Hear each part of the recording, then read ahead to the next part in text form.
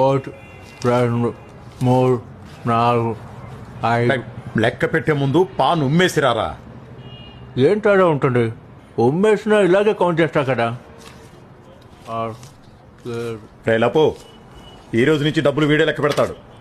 నీ అమ్మ నువ్వు ఆగి ఆగి లెక్క పెడతావు. 16, 17, 18, 19, 20, 21. 1, 2, 3, 4, 5. ఒక్క నిమిషం నీ అబ్బా.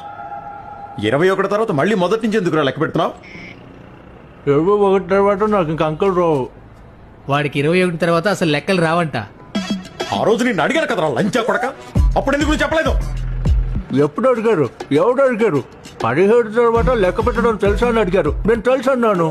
నువ్వొక నెంబర్ 1 ఎర్రిపుగ్గడి బెస్సాలే. 17 తర్వాత అంటే మొత్తం చివరి దాకా లెక్క పెట్టడం వచ్చాను అడిగాను రా లంజా కొడక. అర్థమైందా?